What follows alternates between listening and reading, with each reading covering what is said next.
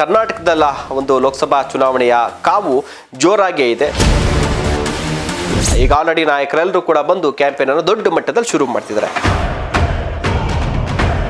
Congress silent ಆಗಿ ಒಂದು ಸ್ಟ್ರಾಟಜಿನ play ಮಾಡ್ತಾ ಇದೆ. ಇಲ್ಲಿ ಕಾಂಗ್ರೆಸ್ನ ಅಭ್ಯರ್ಥಿಗಳು ಕರ್ನಾಟಕದ ಶಾಲಿನ ಜೊತೆಗೆ ತಮ್ಮ ಕಾಂಗ್ರೆಸ್ ಪಕ್ಷದ ಶಾಲನ್ನ ಹಾಕೊಂಡು ಹೋಗ್ತಾ ಇದ್ದಾರೆ. ಕೆಪಿಸಿಸಿ ಅಧ್ಯಕ್ಷ ಡಿ.ಕೆ. ಶಿವಕುಮಾರ್ ಅವರು ಮಾಡಿರುವಂತಹ ಮಾಸ್ಟರ್ ಪ್ಲಾನ್ ಇದು. ನಮಸ್ಕಾರ, ಪೊಲಿಟಿಕಲ್ ಸ್ಪೆಷಲ್ಗೆ ಸ್ವಾಗತ. ನೀವು ನೋಡ್ತಾ ಇದ್ದೀರಾ ನ್ಯಾಷನಲ್ ಟಿವಿ. ನಾನು ಶಿವಪ್ರಸಾದ್ ಮಾಗಡಿ. ಈ ಬಾರಿಯ ಚುನಾವಣೆ, ಲೋಕಸಭಾ ಚುನಾವಣೆ, ಅದರಲ್ಲೂ ಕೂಡ ಕರ್ನಾಟಕದ ಒಂದು ಲೋಕಸಭಾ ಚುನಾವಣೆಯ ಕಾವು ಜೋರಾಗೇ ಇದೆ. ಯಾಕೆಂದರೆ ಆಡಳಿತ ಪಕ್ಷ ಕಾಂಗ್ರೆಸ್ ಇದೆ, ಬಿಜೆಪಿ ಕೂಡ ರಾಷ್ಟ್ರೀಯ ಪಕ್ಷ, ಜೊತೆಗೆ ಕೇಂದ್ರದಲ್ಲಿ ಅಧಿಕಾರದಲ್ಲಿರುವಂಥ ಪಕ್ಷ. ಈಗ ಆಲ್ರೆಡಿ ನಾಯಕರೆಲ್ಲರೂ ಕೂಡ ಬಂದು ಕ್ಯಾಂಪೇನ್ ಅನ್ನು ದೊಡ್ಡ ಮಟ್ಟದಲ್ಲಿ ಶುರು ಮಾಡ್ತಿದ್ದಾರೆ. ಒಂದನ್ನು ಅಬ್ಸರ್ವ್ ಮಾಡಬೇಕು, ಕಾಂಗ್ರೆಸ್ ಸೈಲೆಂಟ್ ಆಗಿ ಒಂದು ಸ್ಟ್ರಾಟಜಿನ ಪ್ಲೇ ಮಾಡ್ತಾ ಇದೆ. ಇಲ್ಲಿ ನೋಡಿರ್ತೀರ, ಕೆಲವ್ರು ಗೊತ್ತಿರುತ್ತೆ ಆಲ್ರೆಡಿ. ಕನ್ನಡ, ಕರ್ನಾಟಕದ ವಿಚಾರ, ಕನ್ನಡ ಬಾವುಟ.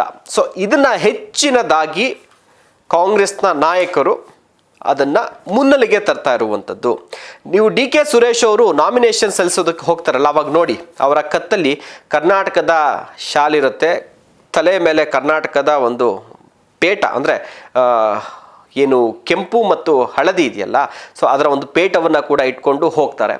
ಜೊತೆಗೆ ಕಾಂಗ್ರೆಸ್ಸು ಡಿ.ಕೆ. ಶಿವಕುಮಾರ್ ಅವರ ಪೇಜಲ್ಲಿ ಬರುವಂಥ ಫೋಟೋಸ್ಗಳು ಕನ್ನಡಿಗರ ಧ್ವನಿಯಾಗಿ ನಮ್ಮ ಅಭ್ಯರ್ಥಿಗಳು ಹೋಗೋದಕ್ಕೆ ಸಿದ್ಧರಿದ್ದಾರೆ ಅನ್ನುವಂಥ ವಿಚಾರಗಳನ್ನು ಹೆಚ್ಚಿನದಾಗಿ ಬಳಸ್ತಿದ್ದಾರೆ. ಜೊತೆಗೆ ಆಲ್ಮೋಸ್ಟ್ ಪ್ರಚಾರದ ವೇಳೆಯಲ್ಲಿ BJPನವರು JDS ಮತ್ತು ಕೇಸರಿ BJPಯ ಕೇಸರಿ ಶಾಲು ಹಾಕೊಂಡ್ರೆ, ಕಾಂಗ್ರೆಸ್ನ ಅಭ್ಯರ್ಥಿಗಳು ಕರ್ನಾಟಕದ ಶಾಲಿನ ಜೊತೆಗೆ ತಮ್ಮ ಕಾಂಗ್ರೆಸ್ ಪಕ್ಷದ ಶಾಲನ್ನು ಹಾಕೊಂಡು ಹೋಗ್ತಾ ಇದ್ದಾರೆ.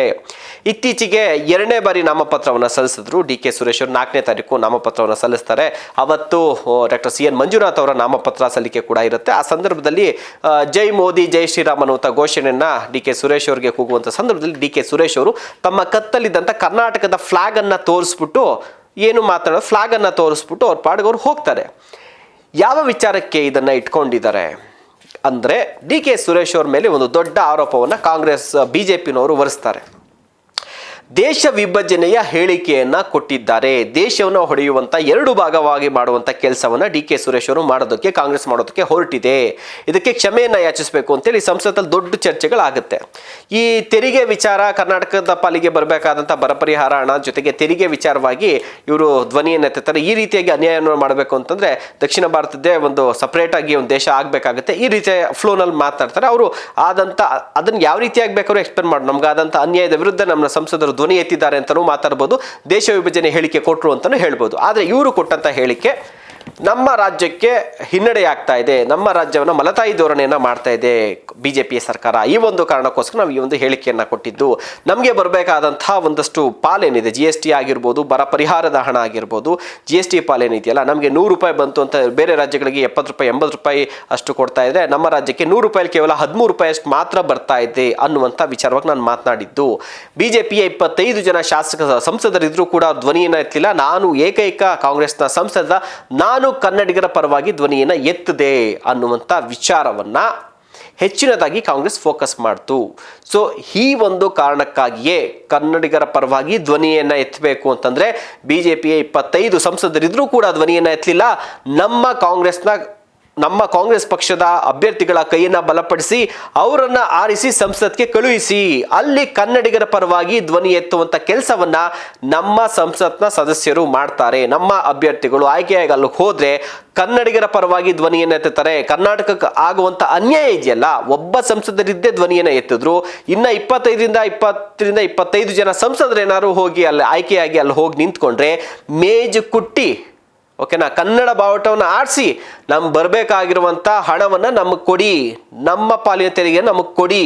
ಈ ಒಂದು ಕಾರಣಕ್ಕಾಗಿ ಕನ್ನಡಿಗರ ಧ್ವನಿ ಸಂಸತ್ಗೆ ಹೋಗಲಿ ಅನ್ನುವಂಥ ರೀತಿಯಲ್ಲಿ ಈಗ ಕನ್ನಡದ ವಿಚಾರ, ಕನ್ನಡಿಗರ ವಿಚಾರ, ಕರ್ನಾಟಕಕ್ಕೆ ಆಗ್ತಾ ಇರುವಂಥ ತೆರಿಗೆ ವಂಚನೆ, ಅನ್ಯಾಯ, ಮಲತಾಯಿ ಧೋರಣೆ ಎಲ್ಲ ವಿಚಾರವನ್ನು ಮುಂದಿಟ್ಕೊಂಡು, ಜೊತೆಗೆ ಚುನಾವಣೆಯಲ್ಲಿ ಗೆಲ್ಲಬೇಕು ಅನ್ನುವಂಥ ನಿಟ್ಟಿನಲ್ಲಿ, ಕನ್ನಡಿಗರ ಓಟ್ಗಳು ಬೀಳಬೇಕು ಅನ್ನುವಂಥ ನಿಟ್ಟಿನಲ್ಲಿ ಈ ಒಂದು ಸ್ಟ್ರಾಟಜಿನ ಇಟ್ಕೊಂಡು ಈ ಬಾರಿ ಎಲ್ಲ ಕಡೆ ಕನ್ನಡದ ಬಾವುಟವನ್ನು, ಕನ್ನಡದ ವಿಚಾರವನ್ನು, ಕನ್ನಡಿಗರ ಧ್ವನಿ ನಮ್ಮ ಕಾಂಗ್ರೆಸ್ ಅನ್ನುವಂಥ ವಿಚಾರವನ್ನು ಇಟ್ಕೊಂಡು KPCC ಅಧ್ಯಕ್ಷ ಡಿ.ಕೆ. ಶಿವಕುಮಾರ್ ಅವರು ಮಾಡಿರುವಂಥ ಮಾಸ್ಟರ್ ಪ್ಲಾನ್ ಇದು.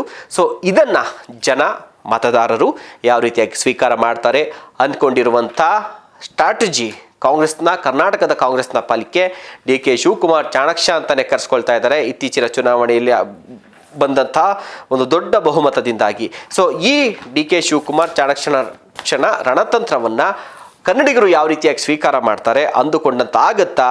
20-25 ಸೀಟನ್ನು ಕಾಂಗ್ರೆಸ್ ಗೆಲ್ಲುತ್ತಾ, ಅಥವಾ BJP ಮತ್ತೆ ಮುನ್ನಡೆಯನ್ನು ಸಾಧಿಸಿ ಕಳೆದ ಬಾರಿ ಸೀಟ್ನಷ್ಟೇ ಸೀಟನ್ನು ಈ ಬಾರಿಯೂ ಕೂಡ ಗೆಲ್ಲುತ್ತಾ? ಎಲ್ಲವೂ ಕೂಡ ಮತದಾರರ ಕೈಯಲ್ಲಿದೆ. ಚುನಾವಣೆಯ ಫಲಿತಾಂಶ ಬಂದ ನಂತರ ಎಲ್ಲ ಸ್ಟ್ರಾಟಜಿಗಳು ಯಾವೆಲ್ಲ ವರ್ಕೌಟ್ ಆಯಿತು, ಯಾವೆಲ್ಲ ಕಡೆ ದಬಾಕೊಂತು ಮಲಿಕೊಂತು ಅನ್ನುವಂಥದ್ದು ಗೊತ್ತಾಗುತ್ತೆ. ಅಲ್ಲಿವರೆಗೂ ನೋಡ್ತಾ ಇರಿ ನ್ಯಾಷನಲ್ ಟಿವಿ. ನಮಸ್ಕಾರ.